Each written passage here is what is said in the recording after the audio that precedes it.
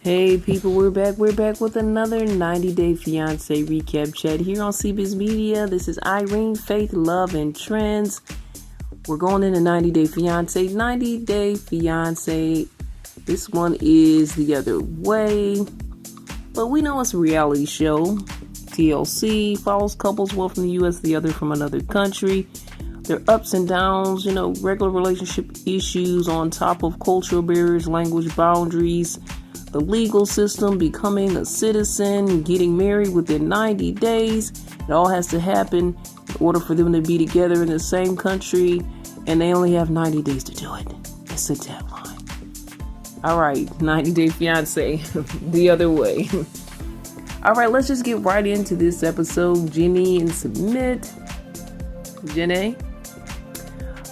They're at the family restaurant. We get to check out and explore that family restaurant life. The last we heard, things were starting to get better when it comes to this scenario, but I'm like, well, how are things getting better when this is actually your opening day? How have you guys, I guess the preparation for everything, because they struggled a lot. The place was too small, but they're trying to go into entrepreneurial life, but they're doing it with the family.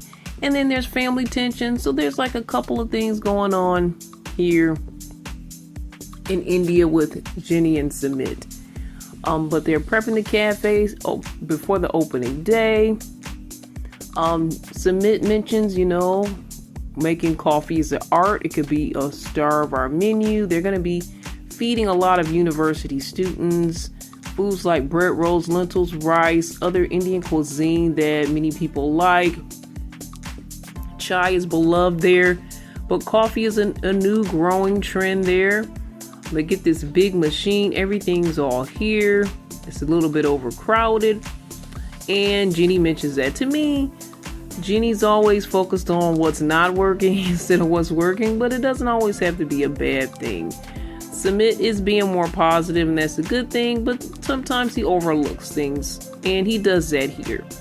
So they're talking about, okay, it's a bit crowded. We're all here trying to work, trying to set this opening day up.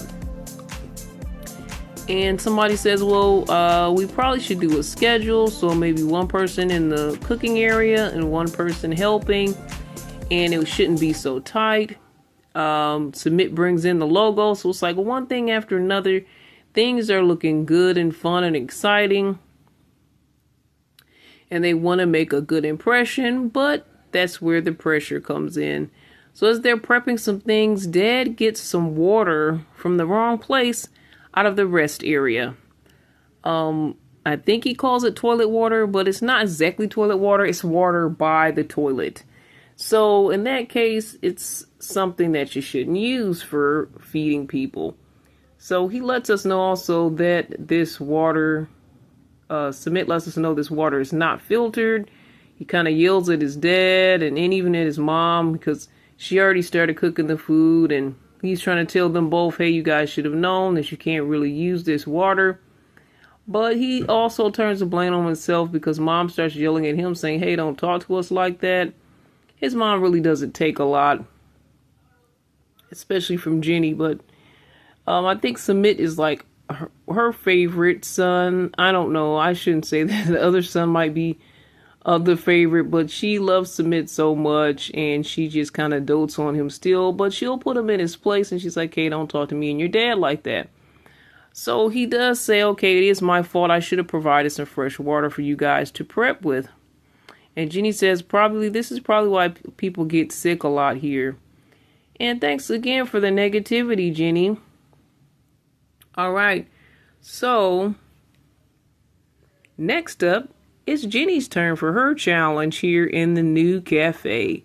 Now she has to learn how to use this big machine to make the coffee. She's pretty confused. Her sister-in-law is trying to show her. She's like, it's pretty good. It's pretty simple. It's easy, but you got to be fast. But it's simple. And Jenny's like, I forgot what you did already. The rain ceremony is coming up. So the day of, I think it's the day of, or it's the day before, the opening day. Anyway, the priest, he comes in and blesses every shop. He spreads holy water and cow urine and he kind of splashes that around a bit. To me, he looks like he's sprinkling around. It doesn't look like it's a huge splash. And he does some type of chant. And Jenny's like, I don't know if this is really what you should be splashing around in an establishment for food, but this is their tradition. Then they also talk about the cow being sacred. I know a little bit about, I think that is Hinduism, but I've heard how precious a cow can be to the people of India. And I understand the fact that the milk is a major resource.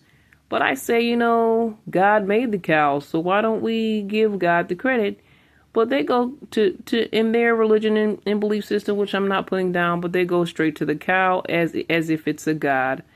Now, I don't know if they have other gods. Again, I don't know deeply everything about Hinduism, but the cow is like a god to them.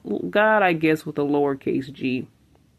And because it provides milk, it's like a mother to the people. And this is what Sumit is telling us. So giving us a little bit of religious education. So the cafe's been blessed, and now they're giving out these freebies and telling people about the cafe. And Sumit is proud they've given out over hundreds of plates and really spreading the word about what they offer. But Jenny's like, you know what? We gave this food away. We made no money. What's wrong with these people? We're giving away full plates of food. You're supposed to give out samples. She's like, I thought we were giving out samples, but we're giving full meals out. And what's wrong with these people? And Sumit continues to believe that this is a great investment. Jenny says these people are delusional and she's going to be stuck living with them forever. All right, Jenny, you can't complain too much. You signed up for this. But I do hope they take her advice in the future. And if they're going to give out a sample, just give out 1-star item, maybe one drink, maybe one item that you want everyone to focus on. Maybe not a whole plate of food. All right, let's go to Dylan and Patia. They are furniture shopping. And I remember that he did need a couch. He has a great looking place, but there's no couch. So they're shopping. She says, I look for quality, comfort, durability. And he's like, what about price? You got to look at the price. So the whole thing about her debt comes into play. He's like, well, hey, you want to get this really expensive couch. We can get a cheaper couch. I think the couch was like $2,000 and something, maybe close to $3,000, right? And I don't know the difference between, I think that's Australian money and American money, but I guess it's not the hugest difference, right? He's like, well, let's get something on the lower end, like $1,000 couch, and then the rest of that money we can use to fix your debt. Hey, isn't it nice how he likes to just drop her debt into the conversation? She's thinking, why are we talking about my debt right now? And then she's like, well, how much debt do you really have? Let's sit out here in the furniture store, chill, rest on these couches, and air out all her business in front of everyone. So she's like, about $20,000 on about 5 different credit cards. He's like, well, he's not happy with that. I actually thought it would be more than $20,000. But anyway, she blames him, saying when she moved in with him and things didn't work out, she had to come back. She had to start all over again, so I guess she used her credit cards to restart her life. He's like, well, you can't just blame it on me because, this keeps happening and you keep ending up in debt because this isn't the only instance. And he does own some properties, and she's like, well, why don't you sell one of your properties and then you can kind of take care of this. And he's, letting us know that this debt is kind of the reason why there's been no ring between him and Patia. She looks sad as he lectures her on, and she keeps saying, you did this. So I think he ends up saying, I think she's deluded. She was already in debt when they met. He's like, she's letting us know that she had to look like money when she first started working as an exotic dancer. That kind of, it takes money to make money. So you had to look the part. So that's kind of how her debt began. And once I guess you look the part and you get your fans, then you can build up your money. But whatever the case is, whoever's fault is, she keeps blaming him. I don't know if that means pay my debt. Is that what she's telling him? Or she just wants to pin it on him? Or does she have a real problem here? So those are the questions of the day for those two. Matt and Greta. Greta's taken to English afternoon tea with the ladies. I think it's also a male friend that was there as well of Matt's family and friends. So it's very posh. She loves it. She's gone before with Matt and had a great time. They even had vegan vittles for her to enjoy. Mom says, "You're welcome here," giving her so much love, saying, "You're welcome in our home," whether it's 3 weeks or 3 months, or she was going to say 3 years. She was like, well, hopefully it's not that long, but whatever the case, however long it takes, I'm not going to put a cap on it. All love, you're welcome with us. And she says, "I think you're his soulmate. This is fate." And Greta's really brought to tears by the love and kindness that they share and they show her. And she starts telling about some things in her childhood that was painful. Her early Christmas with her dad, which made her feel a certain way, I guess, about Christmas, is when, I think her and her sister were with the dad after the mom had passed away, and he's with like his new wife or his new woman or something like that. And they had like these handmade Christmas ornaments they made as a family. And they started to put these beautiful ornaments that they felt were beautiful on the tree. And the new wife was like, "These are ugly, hideous, take them off my tree." So after that, she always became insecure. She started trying to hide the ornaments so the lady wouldn't see them. So, but Mom can't resist it. She's kind of breaking down. She has to hug her and comfort her, which is a good job, Mom. That's what you do. They say, the mom's like, "You're such a beautiful person. You guys are going to make some beautiful babies." And somebody says that they want lots. But she's saying, "You know what? I'm unsure about this. I don't know if it's a phase." And it kind of just slips out. She didn't intend to tell them at that time when they were kind of having a moment on top of another moment. So Mom gets a bit quiet now because I think she was really hoping for this. So she starts saying, well, maybe it's your childhood that could be why, and all of the struggles you had, maybe that might be why you're not sure about having kids. And she finds like a great way to explain, saying, this is actually just a really big decision for you guys. And you guys are going to basically have to figure it out. I think she's not trying to get in the middle of it, but she still really wants those grandkids. She does let her know she would be disappointed. And she said this type of decision really could make or break a relationship, and she's not wrong. She said, again, she didn't really want to tell them at that moment. It slipped out, but she didn't want them to get their hopes up because they were just lavishing love on her. Maybe she felt like she didn't deserve all that love. Just thinking about that. So, next we see them is something called Pig Day, and they're out here with some pigs and I guess some truffles and having fun with pigs, I guess. So, her and Matt kind of reminisce about the fact that they're both vegan and they love animals and they have this connection because of that. And he starts getting emotional because he said he just never thought he'd find someone that would really accept and connect with him. He thought he would just have to be with someone that would just have to put up with each other, but to be on the same page with each other and really connected. He said, you're my person. He really starts to get a bit emotional. But in that moment, she breaks the news about, hey, kind of told your family this, but I don't know if she said that part there. The kids, I don't know about the kids. I have anxiety about that. Not sure if I want kids now. And he's like, wow, this is like a pretty big bombshell. It's like a mic drop moment for him. It's like a jaw drop moment for him.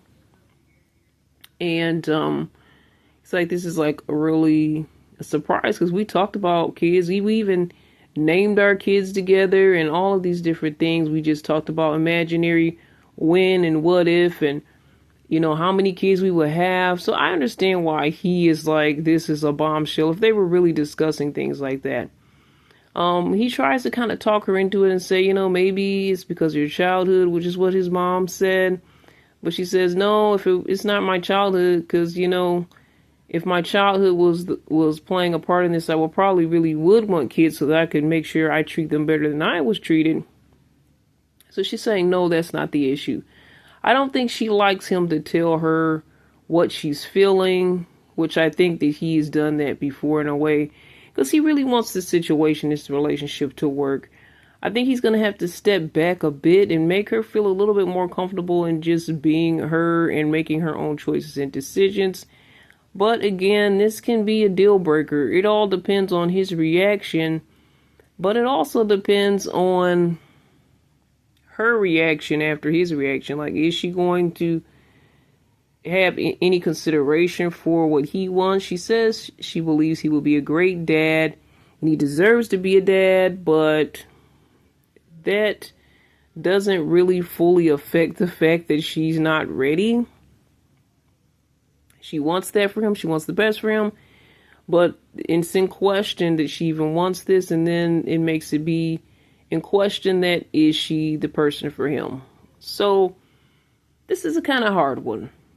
I hope they figure this thing out. I feel like they have a chance, but I do feel like on some level they're kind of butting heads and they have to figure out their issues within this relationship. I think their issues could be overcome, but if it's to the point where she doesn't want kids and he really wants them, sadly this thing might have to come to an end. All right, Luke and Madeline. We don't see Madeline in this actual episode, but Luke is talking to one of his friends who's kind of Madeline's enemy. If you look at one of the other seasons of 90 Day, I think it was Love in Paradise, he basically outed her on the fact that she had other guys in the bed with her. I believe that that's what happened. Correct me if I'm wrong. cbiztv@yahoo.com or drop it in the comments, but his friend is like, man, you got Stockholm Syndrome. You have a trauma bond because she treats you really bad. She manipulates and controls you. Why do you want her? He's really just throwing her under the bus right now. He's like, well, I basically saw your life and I was inspired by you. So I wanted to live here. I kind of be an entrepreneur, live the dream.